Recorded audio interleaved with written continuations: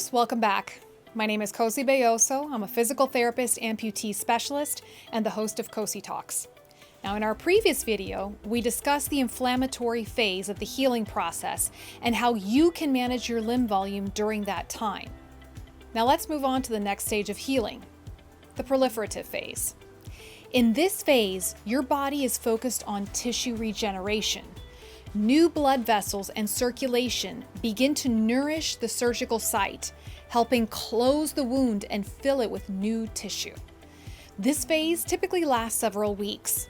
And around this time, you'll most likely be cleared by your surgeon to start using your new prosthetic leg made by your prosthetist, and your physical therapist will work with you to teach you how to walk again. However, here's where it gets tricky. As you begin to use your prosthesis more, your limb will continue to change. A lot.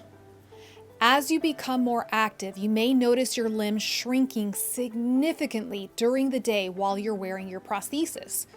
And then when you remove your prosthetic leg, especially at the end of the day, your limb will puff up again due to what we call rebound swelling.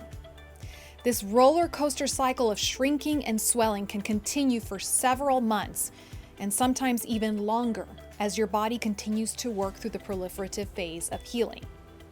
Now, here's the problem.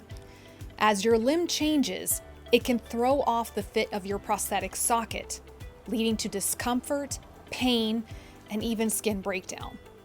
It's during this phase that I often encounter the most frustration from my patients. I've heard many patients almost in tears because they didn't understand why their limb was behaving this way. This is where communication with your prosthetist and physical therapist is crucial.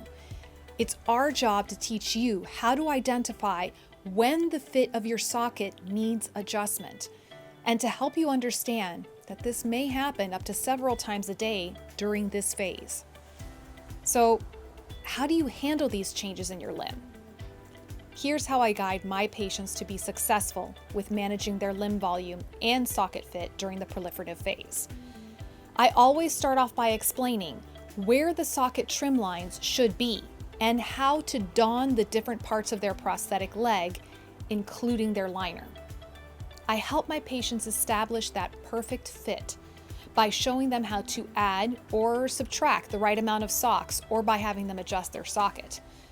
Knowing where you're supposed to feel gentle pressure and where you should not feel pressure is also key to maintaining a good fit. So after we've gotten them into that perfect fit, I have them repeat the process until they're familiar on how to make those adjustments on their own. One of the most common tools we have to adjust a socket fit is the amputee sock, typically made from wool or cotton, and it's available in different thicknesses or ply.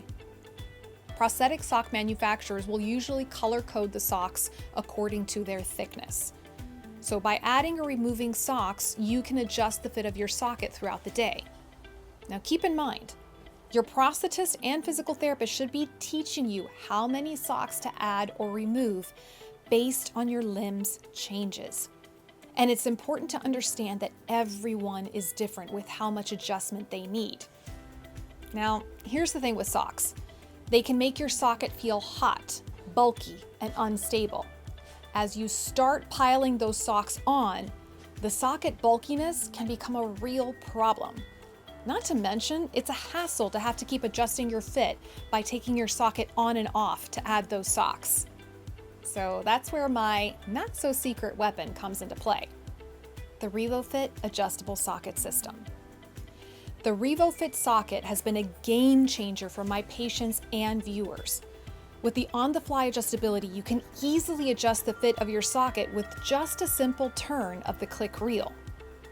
This means that you can make those precise fit adjustments throughout the day without even needing to remove your prosthesis. No more bulk from piling on socks, and no more constantly taking your prosthetic on and off for adjustments. You'll get that perfect, customizable fit every time. Now, another useful tool during this phase is the shrinker.